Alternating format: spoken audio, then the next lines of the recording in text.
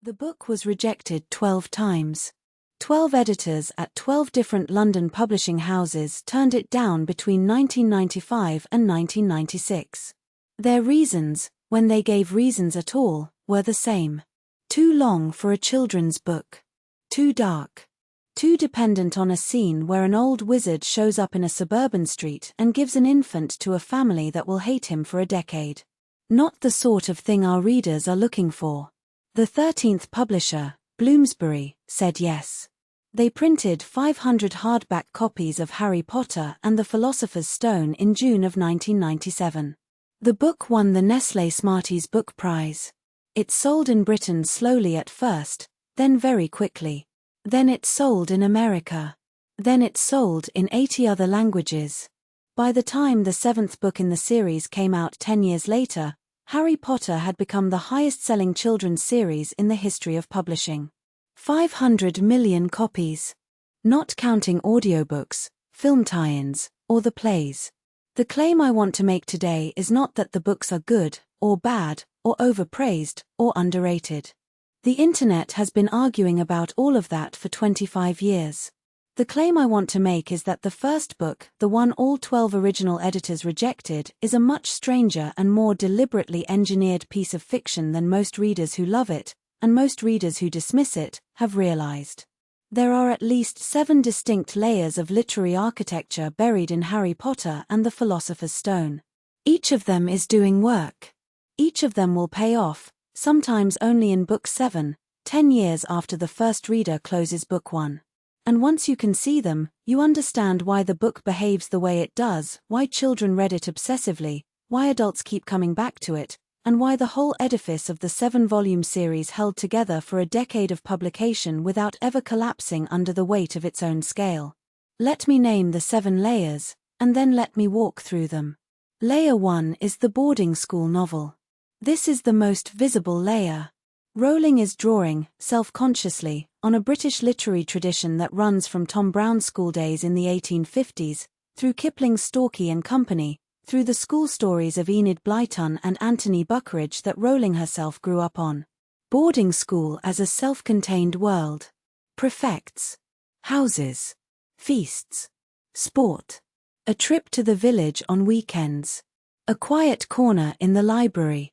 The boarding school novel gives Rowling her furniture, dorms, common rooms, 4-poster beds, the timetable, and it gives her the emotional register of a certain kind of British childhood. The reason so many non-British children love it is that most non-British children never had this. It is exotic to them. It is exotic to most British children too, because only about 5% of British children go to boarding schools. Hogwarts is, in the sociological sense, a rare institution that has been made available to a general readership. Layer 2 is the fairy tale. Underneath the school novel, Rowling has laid down the shape of the classic European fairy tale, the way Bruno Bettelheim described it in The Uses of Enchantment. An orphaned child. A cruel step-family. A hidden inheritance. A rescuer who arrives from outside. A journey to a magical realm. A test of virtue. A confrontation with an ogre. The Cinderella structure is stamped into the first 50 pages of Book 1 so heavily that any child reader recognizes it before it is named. Harry is Cinderella. The Dursleys are the stepfamily. Hagrid is the fairy godmother. The wand is the glass slipper. The reason the first book locks children in is not the magic. It is the fairy tale. Layer 3 is Christian symbolic architecture. This is a layer Rowling was, for years, cagey about and only fully acknowledged in a 2007 interview after the last book came out. She explained then that Christian imagery had been embedded from the beginning as the underlying spine of the whole 7-book arc. It is not evangelical. It is symbolic. The Philosopher's Stone is a piece of medieval alchemy, but it is also, in the Christian mystical tradition, a symbol for Christ. The chamber under Fluffy the three-headed dog is a catabasis, a descent into an underworld. The final chapters of Book 1 involve a child who deliberately walks into an encounter he expects to die in. Book 7, in which the same child does actually die and does actually come back, closes the arc Book 1 plants it. Layer 4 is the detective novel. This is the layer that professional writers noticed early, and that gives the book its clean plot engine. Every book in the Harry Potter series follows the structure of a fair play mystery, in the tradition of Agatha Christie. Rowling learned that structure by reading a lot of Christie in her teens, and she said, in interview, that Christie was the writer she had studied most carefully as a technical exercise. Book 1 is a fair play mystery whose puzzle is, who is trying to steal the Philosopher's Stone from the third-floor corridor? The clues are all laid down in the first 200 pages. The reader is given, at every point, enough information to solve it. The wrong suspect, Professor Snape, is the obvious one. The right suspect, Professor Quirrell, is hiding, in retrospect, in almost every scene from the moment Harry meets him in the leaky cauldron. Christie would have been proud of it. Layer 5 is British folklore. This is a subtle but pervasive layer.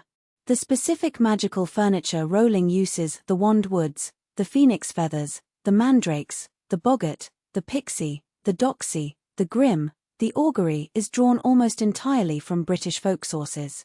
Rowling herself studied French and classics at Exeter and did not train in English folk tradition, but her mother's family in the west of England had a store of folk stories she absorbed as a child.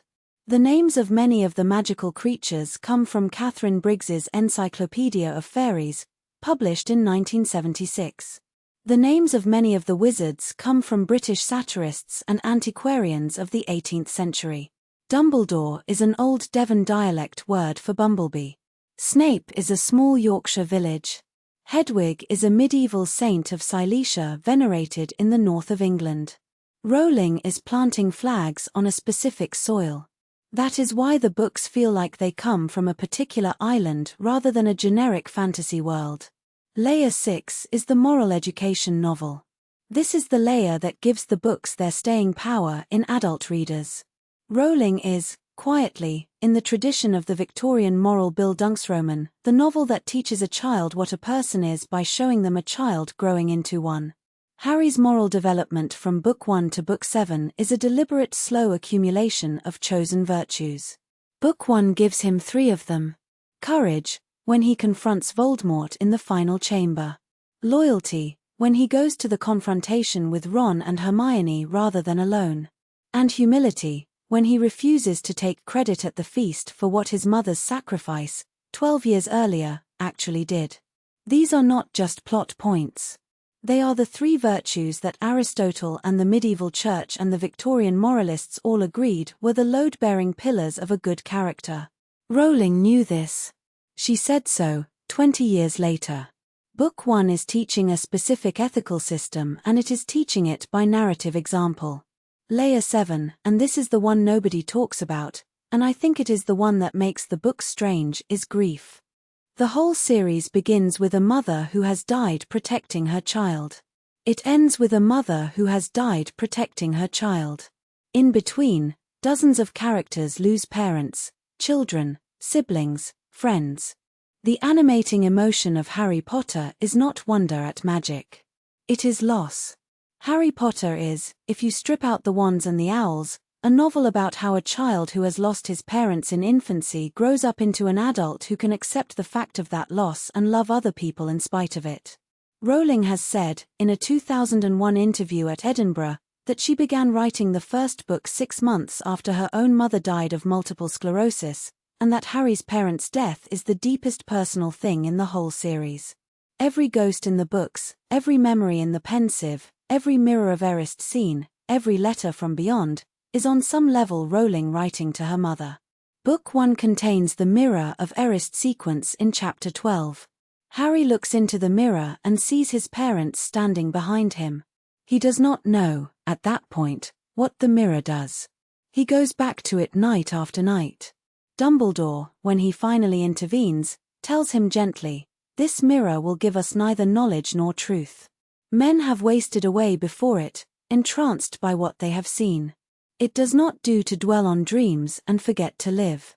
That paragraph is the emotional argument of the entire 7-book series. It is a grief argument. It is a father figure telling a young orphan that the fact of loss cannot be undone, but that a life must be lived anyway, and that the dead would want us to live it. Rowling is speaking to her own younger self as much as to Harry. Every adult reader who returns to book 1 at 40, 10 years after they first read it, hits the mirror of Eris's chapter and closes the book for a minute.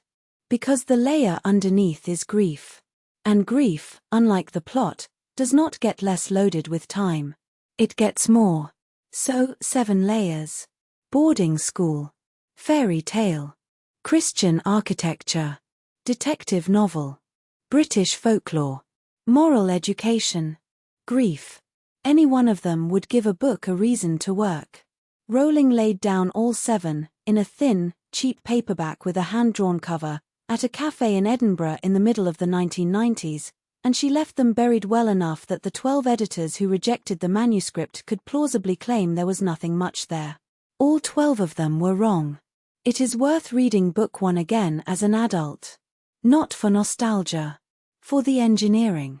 If this changed how you think about Harry Potter, subscribe. We break down the most important books ever written, one argument at a time. New video every week. And if this was worth 10 minutes of your life, hit like. It helps the channel more than you think.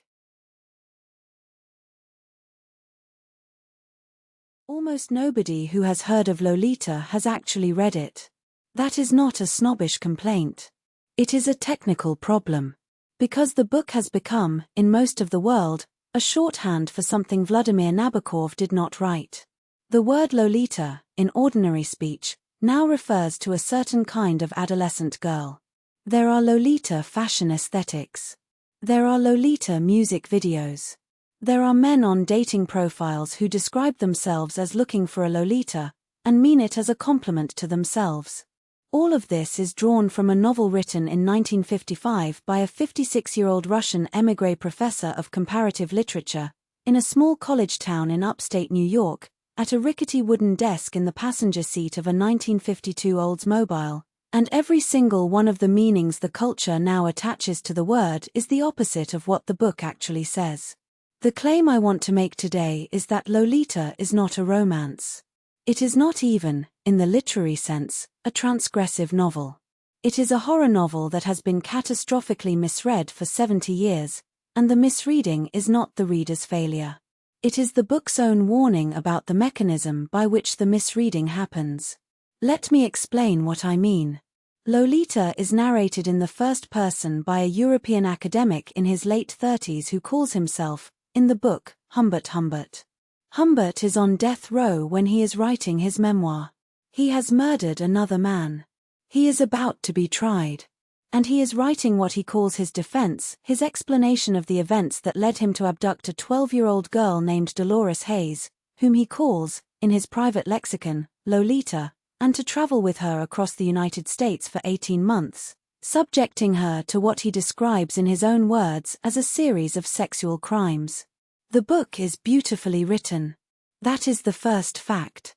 It is the most beautifully written first-person prose in 20th-century American fiction. The sentences shimmer. The vocabulary is precise. The wordplay is inexhaustible. Humbert Humbert is a superb prose stylist. He is also, in the plainest possible terms, a serial child rapist. Nabokov knew what he was doing. He was, by his own account in the postscript to the 1958 American edition, aware that he was creating a narrator who would seduce the reader into overlooking the crime by the sheer quality of the sentences. He said, in interview after interview, that he expected the reader to see through the seduction. He said the book was, in his phrase, a tender case history of a monster. Almost no reader saw through it. The book, from the moment of its first publication in Paris in 1955, was received as an erotic novel. In America, when Putnam brought it out in 1958, it topped the New York Times bestseller list for 6 months. Reviewers spoke of its tenderness, its passion, its controversial love story. Stanley Kubrick adapted it into a film in 1962, cast a beautiful 15-year-old actress in the title role, and shot the whole thing as a satirical comedy with James Mason as a rueful romantic anti-hero. Adrian Lyne remade it in 1997 and shot it as straight romance with an even younger-looking actress and a soft-focus soundtrack. The book had been captured by the very mechanism it was warning readers about. That mechanism is, in essence, prose. Or more precisely, the reader's tendency to identify with a first-person narrator whose voice is charming, whose vocabulary is rich, and whose self-descriptions are sympathetic. Nabokov was, in the 1950s, teaching literature at Cornell. His most famous lectures, collected after his death as lectures on literature, hammer this exact point. He tells his students, over and over, that a competent reader must resist the enchantment of the first-person voice. You must, he says, keep your eye on what the narrator actually does. Not what he says. What he does.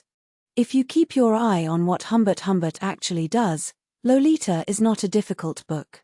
It is an unambiguously monstrous book. Humbert marries Charlotte Hayes because he wants access to her 12-year-old daughter. Charlotte dies in a road accident. Humbert takes Dolores from summer camp and tells her that her mother is only ill. He drives her 3,000 miles across the American continent. He checks her in and out of motels. He renames her. He controls what she reads, what she watches, what she wears. He beats her when she resists. When she tries to escape, he tracks her down. He does this for 18 months. She spends the entire time trying to survive him. When she finally escapes, she is 14 years old. She has a broken childhood, an unstable adulthood, a bad marriage, and she dies in childbirth at 17. The book, in its actual plot, is one long chronicle of the destruction of a child. Humbert, meanwhile, spends 400 pages telling us, in his beautiful prose, that he loved her. That is where Nabokov's warning kicks in. He is showing you a specific literary trick that abusers, con men, cult leaders, and totalitarian regimes have been running for centuries. Which is, I will describe my atrocity in the vocabulary of romance, and you will find it hard, because the vocabulary is beautiful, to see what I am actually doing. The vocabulary will do half the work of concealment for me. If I say I loved her often enough, and I say it with enough lyricism, the reader, including sometimes the victim herself, will begin to wonder whether love is not, in fact, what was happening. That, Nabokov is saying, is how it works. That is how a whole civilization full of educated readers can pick up a book called Lolita, close it 400 pages later, and remember it as a love story rather than as the chronicle of a child abduction. Because the reader was outsmarted by the sentences. Which is, of course, exactly what Dolores Hayes was. Now, I want to say something about the second-order damage. Because it is not just that the book was misread. It is that the misreading has, over 70 years, seeped into the culture and produced a set of terms that continue the crime. Consider the word Lolita as it is now used in ordinary English. The dictionary entry, in most current dictionaries, defines it as a sexually precocious young girl. The definition contains within it the assumption that the girl is the seductress. That the responsibility is hers. That Humbert's version of events, his claim that he was, in his phrase, seduced by a nymphette, is a description of reality. Dolores Hayes, in the book, has no chance of seducing anybody. She is a 12-year-old girl whose mother has just died. She has no other adult on earth. She is dependent on the man who has taken her. When she does try to flirt with Humbert, in one of the most heartbreaking scenes in the book, she is doing what a specific kind of abused child does, which is to try to get some measure of control over her abuser by playing the role he wants her to play. That is not seduction. It is survival behavior. Nabokov describes it, in the prose Humbert cannot control, in exactly those terms. He shows you the child's calculation. He shows you the tears at night. He shows you, in one especially awful line, the way Humbert hears her weeping in the next bed, night after night, and does nothing. But the culture picked up the word and gave it back to Humbert as a compliment. That is what Nabokov was warning about. Not just an individual crime. The absorption of the abuser's language into the culture's language. The way an atrocity can be re-narrated by the person who committed it, and if the re-narration is stylish enough, the culture will pick it up and pass it around and eventually forget who wrote it. This is not, incidentally, a purely 20th century concern. It is a warning that applies to nearly every situation in which a powerful party gets to describe what it did to a less powerful one. Read any political memoir written by a fallen dictator. Read the marketing copy of any tobacco company from the 1960s. Read the internal communications of any social platform that harvested the attention of children. In every case, the technique is the same. Beautiful vocabulary. Sympathetic first-person narration. Selective description of the atrocity. And a reader, or a whole society of readers, that finds it difficult to see the ugly plot through the elegant sentences.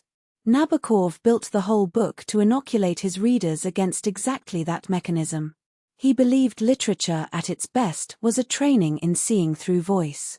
He believed the first-person narrator is one of the most dangerous instruments in fiction, because it can smuggle almost anything past the reader's guard. And he believed the great test of a literary reader, the test he was giving his Cornell students, and the test he was giving the reader of Lolita, was whether you could remember, at the end of a beautifully written page, what the narrator had actually done. Most readers, 70 years later, are still failing that test. Which is the exact result Nabokov was afraid of. So the next time somebody tells you Lolita is a love story, tell them it is a hostage story that has been narrated by the hostage taker. And remind them that the hostage's name was Dolores. Not Lolita. She was named at birth by her mother, before Humbert ever met her, and she was called by that name until the day she died at 17. If this changed how you think about Lolita, subscribe. We break down the most important books ever written, one argument at a time. New video every week. And if this was worth 10 minutes of your life, hit like. It helps the channel more than you think. The first sentence is the shortest confession in Russian literature. I am a sick man. That is the opening line of Notes from Underground. 6 words. And already, in the second sentence, the narrator is contradicting himself. I am a spiteful man. I am an unattractive man. I believe my liver is diseased. 3 sentences in and we already have 4 self-diagnoses, none of them entirely believable, all of them delivered with the air of somebody who is testing the reader. Notes from Underground is 150 pages long. It sold badly. Dostoevsky wrote it under enormous financial pressure. His wife was dying of tuberculosis in Moscow, his brother's health was failing, his own epilepsy was making writing physically difficult, and he owed a printer's debt he could not clear. He wrote it in about 6 weeks.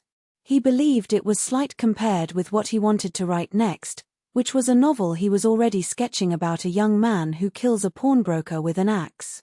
He was right, in a way. Notes from Underground is smaller than Crime and Punishment. It is also, structurally, the moment when Dostoevsky invents the 20th century. The claim I want to make today is that Notes from Underground is the single most influential political book written in the 19th century that almost nobody has read as a political book.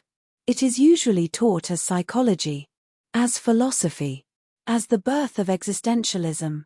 All of those things are true. But underneath, and I mean literally underneath the floor of the argument, is a very specific piece of political counter-programming. And once you see it, you cannot unsee it. Because the entire modern debate about human nature and social engineering runs, still, along a line Dostoevsky drew in 1864. Let me start with what he was answering. The year before Notes from Underground was published, a Russian radical named Nikolai Chernyshevsky published a novel called What Is to Be Done. It sold, by the standards of Russian publishing, spectacularly. It was passed around student circles in St. Petersburg and Moscow like a manifesto. Chernyshevsky was in prison at the time. The Tsar's secret police had arrested him for revolutionary activity, so the novel was written on smuggled paper, and its slightly amateurish sentences carried the extra glamour of a book almost banned. The book proposed, in the frame of a romantic story about a young woman escaping an unhappy marriage, a complete plan for reorganizing human life. The plan went like this. Human beings, Chernyshevsky argued, are rational calculators of their own interest. If you set up the correct social and economic conditions, cooperative workshops, dormitory housing, communal childcare, the abolition of property, the abolition of traditional marriage, the abolition of bourgeois personal privacy, then people will freely choose the actions that benefit both themselves and the collective. There is no conflict, Chernyshevsky claimed, between individual happiness and rational social organization. It is simply a matter of getting the arithmetic right. The book's most famous image was a crystal palace, a great transparent building of iron and glass, borrowed from Chernyshevsky's memory of the London exhibition of 1851, in which he saw the future of humanity. A society made rational. A society made transparent. A society with the mathematics finally solved. Dostoevsky read the book in prison camp, then again after his release, then a third time when it began circulating among the young Russian intelligentsia. He hated it. He did not hate it, at first, for political reasons. Dostoevsky in 1864 was not the reactionary Christian nationalist he would later become. He was, at that moment, a former revolutionary himself. He had been sentenced to death in 1849 for belonging to a socialist reading circle, pardoned at the scaffold in Semyonovsky Square, and exiled for 4 years to a Siberian prison camp. He had come out of that experience politically softened but morally hardened. He was not opposed to reform. He was opposed to Chernyshevsky's underlying claim about human nature. And he believed that if that claim went uncontested, the reform Chernyshevsky was proposing would end in something terrible. Notes from Underground is his answer. The book is structurally divided into 2 parts. The first part is a monologue by the unnamed narrator, from his cellar apartment in St. Petersburg, addressing an imaginary reader. The second part is a piece of memoir from 20 years earlier, in which the narrator describes a humiliating incident with a group of old schoolmates and a subsequent night with a young prostitute named Lisa. The first part is philosophical. The second part is narrative. Together they form what Dostoevsky himself called a mouse coming out from under a stove, and telling the truth about mice. In the first part, the narrator picks up Chernyshevsky's argument by name. He is angry, he says, at the men who believe you can build a crystal palace on the assumption that human beings will freely choose what is good for them.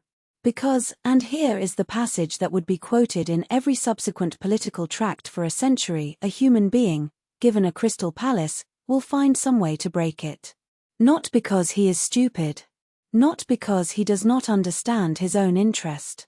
But because, above every rational preference a human being has, there is a stubborn preference for one specific thing above all others. And that thing is the ability to say no. I want to underline that. Because it is not the sentimental reading of Notes from Underground that you sometimes hear, that people are irrational, that we are wounded, that we are messy, that we should honor our messiness. Dostoevsky's argument is sharper and stranger than that. He is saying, even a completely rational human being, presented with a completely optimized social arrangement, will do something to sabotage it. Not because he wants to be worse off, but because being told what is good for him even by a correct mathematics is worse for him than being worse off. He will kick over the arithmetic to prove the arithmetic did not decide it. That is what the narrator of Notes from Underground calls, in one of the most quoted passages of the whole century, the most advantageous advantage. The one preference we cannot renounce. The preference to be the source of our own preferences. This is not, Dostoevsky is at pains to say, a virtue. The narrator of the book is not a hero. He is a small, sick, spiteful ex-clerk who has ruined most of his own relationships and can barely leave his room. His freedom is exercised entirely in the negative. He refuses. He sneers. He humiliates the one person who tries to love him. His freedom looks nothing like the free individual of Enlightenment philosophy. And Dostoevsky is showing us this on purpose. He is saying, this is what freedom looks like when it is not attached to anything larger than itself. It is a sick man in a cellar refusing to walk across a room. But, and this is the crucial move, Dostoevsky is also saying that this sick man is, in his refusal, more human than the smoothly functioning citizen of Chernyshevsky's Utopia. Because the Utopia has removed from the citizen the one thing that makes a human, which is the possibility of saying no. Once you remove that, whatever remains is not a person. It is a component. Now let me connect this to now. We live in a period in which we are being asked, again, in 100 different ways, to accept the arithmetic. Sometimes the arithmetic is behavioral nudge economics. Sometimes it is engagement optimization on our phones. Sometimes it is data-driven urban planning. Sometimes it is public health guidance. Sometimes it is corporate management theory. Sometimes it is the algorithmic sorting of a dating app. In every case, the pitch is the same as Chernyshevsky's: if we set up the conditions correctly, and if you cooperate, the result will be better for you than any decision you would have made yourself. The arithmetic knows what you want better than you do. And in every case, human beings do what the narrator of Notes from Underground predicted. They cheat the recommendation algorithm on purpose. They break their diet the day they are told to keep it. They vote against their own economic interest. They swipe left on the perfect match because the app told them the match was perfect. Not because they are irrational. Because they refuse to be the outputs of somebody else's inputs. The argument of Notes from Underground is that this refusal is not a bug in human nature. It is the operating system. And any political program, of any ideological color, which tries to build itself on the assumption that human beings can be reliably optimized into cooperation, will hit that operating system as its final and non-negotiable obstacle. Marxism hit it in the 20th century. Behavioral economics is hitting it now. Every regime that has tried to build a crystal palace has, sooner or later, discovered that some of the glass has been broken from the inside. That is what Dostoevsky was warning about in 1864. It is what he was telling Chernyshevsky, and telling the students who were passing Chernyshevsky's book around St. Petersburg like a sacrament. He was saying, the mouse in the cellar is not going to accept your palace. And if you try to force him, the mouse will burn the palace down. He was, in that sense, right about the 20th century before it happened. And he is, arguably, still right about ours. Notes from Underground is 150 pages long. Almost nothing happens. A man argues with himself. He gets pushed at a party. He fails to fight a duel. He humiliates a young woman. He goes back to his cellar. And in those 150 pages, one of the largest arguments in the history of political thought is quietly made, and never quite refuted. If this changed how you think about Notes from Underground, subscribe. We break down the most important books ever written, one argument at a time. New video every week. And if this was worth 10 minutes of your life, hit like. It helps the channel more than you think. Open the book at random. Any page in the first 100. Any sentence. What you will find, if you are reading it for the first time, is a paragraph that appears to be broken. Time slips inside a single line. Somebody named Caddy is a child on one side of a comma and a young woman on the other side of the comma. A character named Quentin is speaking to himself 30 years apart in the same paragraph. There is no warning. There is no signal. The only guide the reader is given is a change in the typography. An italic passage floats up out of the Roman text like a piece of another decade breaking through the surface of the current one. If you have never read The Sound and the Fury, that is what you are dealing with. It is the reason the book has been called unreadable for 90 years. It is also the reason it is arguably the single most technically ambitious American novel of the 20th century, and the reason William Faulkner, when he was asked at the Nobel Prize dinner in 1950 which of his own books he loved most, answered without hesitation, this one. The failed one. The book he could not, he said, ever quite get right. The claim I want to make today is that The Sound and the Fury is not, as generations of tired college freshmen have suspected, an experiment for its own sake. It is not Faulkner showing off. It is not stream of consciousness for the sake of stream of consciousness. It is a novel in which the technique is the argument. The broken time is not a decoration. It is the whole thesis of the book. Let me explain. Faulkner was, by his own admission, obsessed with a single image before he ever knew there was a novel in it. He said in a 1957 interview at the University of Virginia that the book began, in his head, with the picture of a small girl's muddy underwear as she climbed a pear tree to look through a window at her grandmother's funeral. Her 3 brothers were on the ground below her, watching. That, Faulkner said, was the image. That was where the whole thing started. He tried to tell the story of the girl who climbed the tree. He wrote the first section. It did not work. He wrote it again from the point of view of the second brother. It did not work. He wrote it from the point of view of the third brother. Then he wrote a 4th section, in a third-person voice, that tried to hold the story together. And in the end he decided he had written 4 failures and would publish them as they were. 4 failures around one image. He said, of the book, I never got it right. But if we look at what those 4 failures actually do, we see a shape that is not a failure at all. It is a slow, deliberate reconstruction of time itself. And it is the only technique that could tell the story he was trying to tell. Here is the shape. The first section of the book, dated the 7th of April 1928, is narrated from the point of view of Benji Compson. Benji is 33 years old on that date. He is severely cognitively disabled. He has, in the medical vocabulary of the 1920s, a mental age of about 3. He has no sense of chronological time. He has no verb tenses. Everything in his life is now, and every trigger, a smell, a color, a piece of pasture, a voice, will drop him instantly into a scene from any point in his 33 years. So the first section of The Sound and the Fury slides, page by page, between at least 15 different moments in Benji's life, from about the year 1902 to the day the section is set. The italic passages are the older memories. The Roman type is the present.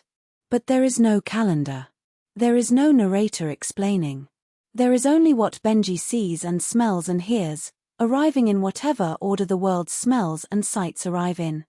To read the first section, you must, in effect, become Benji. You have to give up chronological time and reassemble the story from fragments that arrive without labels. It is exhausting the first time. It is heartbreaking on the second reading. What you slowly discover, as the fragments accumulate, is that Benji is remembering over and over, in every scene, in every stitched image, his older sister Caddy. Caddy in the muddy underwear. Caddy in the pear tree. Caddy in the door with the wisteria smell on her. Caddy, Caddy, Caddy.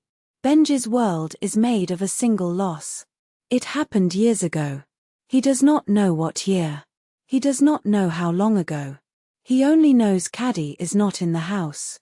And the entire 100-page section, in its brokenness, is a portrait of a mind that will never be able to grieve properly because it will never be able to place the loss in time. The second section, dated the 2nd of June 1910, is Quentin Compson, Caddy's older brother. Quentin is 18 years old, in his second semester at Harvard, and this is the last day of his life. He will kill himself by drowning that evening in the Charles River. His section is also fragmentary. But where Benji's fragmentation is neurological, Quentin's is voluntary. He is trying, with all the force of a 19th-century Southern moral education, to reconstruct a coherent story of his family's honor, his sister's sexuality, and his own responsibility for both. He cannot do it. Every attempt to think a straight line falls apart into a memory of Caddy. Every clock he passes reminds him of his father's Bergsonian speech about time. Time is your misfortune, and every clock he passes he wants to break. He breaks his watch that morning. He breaks it deliberately, before he leaves the room. It does not help. Time keeps arriving. The third section, dated the 6th of April 1928, is Jason Compson, the third brother. Jason is 35 years old, a small businessman in the town of Jefferson, Mississippi, and he is the least fragmented of the 3 narrators. He is also the least sympathetic. Jason speaks in a clean, hard, chronological voice. He tells you what happened yesterday. He tells you what happened this morning. He tells you what will happen tomorrow. Jason is the only one of the three brothers who has, functionally, defeated time. He has done this by hating everything and everybody around him. He has flattened the memory of Caddy into a grievance. He has flattened his mother into a burden. He has flattened his own life into a ledger of resentments. Jason's section is deliberately the easiest to read. That is Faulkner's point. The only way to think clearly, in this novel, is to become emotionally dead.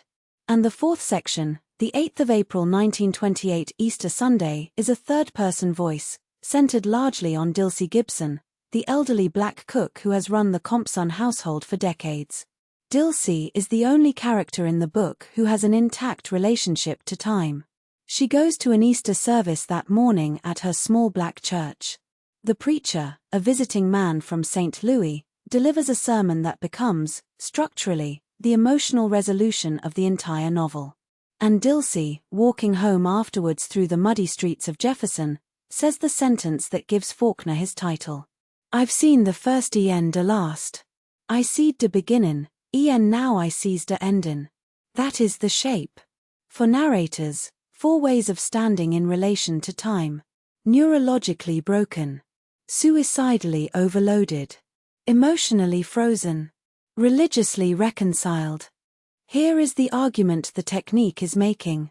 The Sound and the Fury is a novel about a family that has lost the ability to hold a moral history together. The Compsons are a southern aristocratic family in decline, but that framing is too easy. Faulkner is not just writing about the fall of the antebellum South. He is writing about what happens to a family, any family, whose members can no longer share a story of who they are. Each of the 3 Compson brothers has a different past because each of them is stuck in a different part of it. The novel is broken because they are broken. The typography is jumbled because the memory is jumbled. The only character who can see the beginning and the ending is the black servant that the Compson family has, for 100 years, taken for granted. She is the only one for whom time is not a wound. That is the argument. And it is why the technique cannot be taken out. If you rewrote The Sound and the Fury in strict chronological order, as one graduate student did, for a doctoral thesis in the 1960s, and as several ebook editions have tried to do, you get a boring story about a Mississippi family whose sons are variously disturbed. You lose the whole book. Because the whole book is that time itself has broken, and that broken time is the medium in which grief actually lives. Which is why the book still matters. We live in a world that is very good at pretending time is chronological, that memory is organized, and that a life is a straight line from birth to now. Anybody who has actually lost someone, or actually loved someone, or actually watched their family come apart, knows that this is not true. Memory does not work like that. Grief does not work like that. The past keeps arriving without warning, in italics, in the middle of a sentence you thought was about today. Faulkner built a novel out of that fact. Not around it. Out of it. That is why he thought he had failed. Because you cannot, in prose, ever quite match the actual rhythm of a human interior. And it is why he was wrong. Because that book, more than nearly anything else written in English in the 20th century, comes as close as writing has come. If this changed how you think about The Sound and the Fury, subscribe. We break down the most important books ever written, one argument at a time. New video every week. And if this was worth 10 minutes of your life, hit like. It helps the channel more than you think. He wrote it for his 2 little boys. 2 boys, aged 6 and 8, who lived with their mother across the country from him in New York City, and whom he wanted, once they were old enough, to be able to open a single book and know their father. That is the actual reason John Steinbeck wrote East of Eden. The story of Cain and Abel, transposed to the Salinas Valley, is not, in the end, an intellectual exercise. It is a very tall, very thin man of 50 writing a 600-page letter to his sons about the one thing he thought a father owed a child. Which is not love? Which is not comfort? Which is the truth about the choice a human being is allowed to make? He believed he had never written a real book before. He had won the Pulitzer Prize for The Grapes of Wrath 15 years earlier. He had written The Moon is Down and Cannery Row and Of Mice and Men and Sea of Cortez. He had made himself, in the popular mind, a depression writer, a novelist of migrant workers and California misfits and drought and dispossession. And in 1951 he sat down at a wooden desk on the Upper East Side of Manhattan and wrote in his journal that everything he had ever done had been practice. This one, he wrote, was the real thing. His only true book. That is the sentence I want to explain to you. Let me begin with what he thought was inadequate about the earlier work. The Grapes of Wrath was, in Steinbeck's own view, a book that had done a specific job. It had described a specific migration, in a specific decade, of a specific set of Americans, into a specific valley in California. It was a documentary novel dressed as fiction. It carried its politics openly. And it had, from Steinbeck's point of view, closed a subject. He did not want to write another novel like it. He wanted, at 50, to write a novel that was not about a moment in American history. He wanted to write a novel about the human problem itself. The one problem, in his private theology, that all of the political and social novels reduced down to. That problem was, given that a human being can act cruelly, and given that a human being can act generously, and given that the choice between the two is available in every hour of every day, why are we so certain that we cannot choose? Steinbeck was the son of a small county administrator in Salinas, California. He grew up in a household where the King James Bible was read at breakfast. He knew the Cain and Abel story the way an American in his generation knew it, as a story about a first murder, a first jealousy, a first punishment. Two brothers. One offering accepted, one rejected. One brother killing the other in a field. And a curse and a fugitive and a vagabond shalt thou be in the earth. The rabbis of the Talmud, Steinbeck learned in his research for East of Eden, had noticed something in that curse that Christian readers usually skipped over. In the Hebrew original, in the 16th verse of the 4th chapter of Genesis, God speaks to Cain about his coming choice. He says, in the King James translation, "Thou shalt rule over him." The him is sin. Sin is a beast crouching at the door. Cain, God is saying, will rule over it. But in the Hebrew, Steinbeck discovered, with the help of the Chinese-American scholar he calls Lee in the novel, the verb is not the imperative and not the future indicative. It is a Hebrew word that a certain rabbinical tradition has understood to mean thou mayest. Not a promise. Not an order. A permission. Timshal. Thou mayest rule over sin. That verb is the pivot of the entire novel. Because if the verb is imperative, you shall, then Cain is under a divine command. His choice is prescribed. He fails to obey. He is punished. He deserves the punishment. He was told to be good and he was not good. That is the reading most of Western civilization has run on for 2,000 years. It is the reading that founded, in Steinbeck's diagnosis, most of the moral rigidity of American Protestantism, most of the self-hatred of ordinary people who had failed to be as good as they thought they should be, and most of the intergenerational cruelty of parents whose children had disappointed them. And if the verb is future indicative, thou shalt, then Cain is under a divine forecast. He will, at some point in the future, rule over sin. His success is inevitable. The choice is already decided. He needs only to wait. That is the reading of a certain kind of quietist religion, and of a certain kind of political fatalism. It removes the burden of choice by making the outcome guaranteed. But if the verb is permissive, thou mayest, then something new happens. Cain, and every human being descended from Cain, is neither commanded nor predestined. The door is open. It is up to him. It is up to us. And the failure to walk through it is not a violation of a rule and not a delay in an inevitable outcome. It is a squandering of a possibility that no one else can spend on our behalf. That, Steinbeck argues in East of Eden, is what makes a person. Not the outcome. The possibility. The verb. Now let me show you what he does with it in the book. The Trask family, from father to sons to grandsons across 3 generations, are a slow-motion enactment of the Cain and Abel pattern. The first generation, Cyrus Trask, is a Union Army veteran who lies about his war service and favors one son over the other. The next generation, Adam and Charles, are the 2 brothers, one of them beloved by their father, one of them rejected, and Charles, from a fairly early scene in the novel, is the murderer waiting for his moment. Adam survives his brother's violence by an accident. Adam moves west.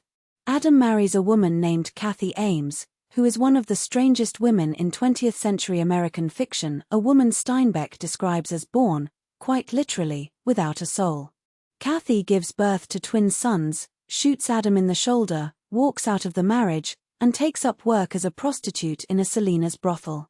Adam raises the twins alone. The twins are called Aaron and Caleb. Their initials, everybody notices, are the initials of Abel and Cain.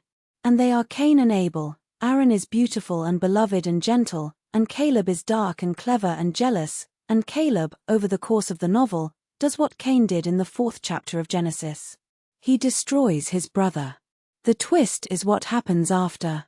In the last chapter of the novel, and I am going to spoil the last 3 pages, because they are the whole point, Adam Trask is on his deathbed. He is old.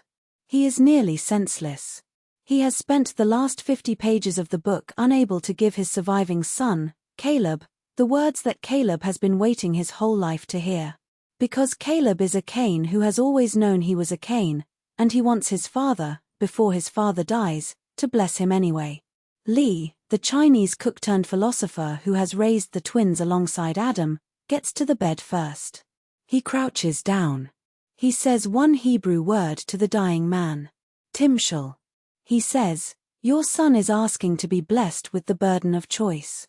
Give him permission. Give him the verb." Adam Trask, at the end of the book, opens his eyes. He looks at Caleb. He whispers one word. Timshel. That is what Steinbeck was writing to his sons about. He believed that no one in a human life will make you a hero, and no one will make you a criminal, but the door will always be there, and the verb will always be permissive, and you will spend your whole life pretending you were under some other kind of grammar because the actual grammar is nearly impossible to carry. He believed his own life had been full of Timshel moments he had walked through the wrong door of. He believed the boys would too. He wanted them to have the vocabulary to at least notice the door when they came to it. That is why he called it his only true book. Consider what it means today. We live in a moment when a great deal of popular culture, and a great deal of pop psychology, and a great deal of political rhetoric, insists that people are the products of their circumstances, their trauma, their algorithms, their upbringing, their neurochemistry, their community. All of which are true, in part. All of which are absolutely necessary framings, sometimes, to understand a specific person in a specific situation. But all of which, if you take them as the whole picture, remove the door. They tell you the grammar of your life is imperative or future indicative. You must be this. You will be this. There is no verb of permission. Steinbeck's argument is that this is a lie, and that it is a comfortable lie, and that the actual grammar of human life is harder, but that it is also more generous, because it means that the person you become tomorrow is not decided yet by anyone but you. Not by your circumstances. Not by your parents. Not by the algorithm. That is not a small argument. It is one of the biggest arguments a novelist has ever made in an American century. And it is why East of Eden, 72 years after it was published, is quietly climbing back onto the shelves of readers who thought Steinbeck was safely a period writer from the Depression. He was not. He was writing his one true book about a verb. The next time you find yourself in a room with a copy of East of Eden, open it to the last 3 pages. Read them slowly. Then close the book. Then decide, in that room, whether you buy the argument. If this changed how you think about East of Eden, subscribe. We break down the most important books ever written, one argument at a time. New video every week. And if this was worth 10 minutes of your life, hit like. It helps the channel more than you think.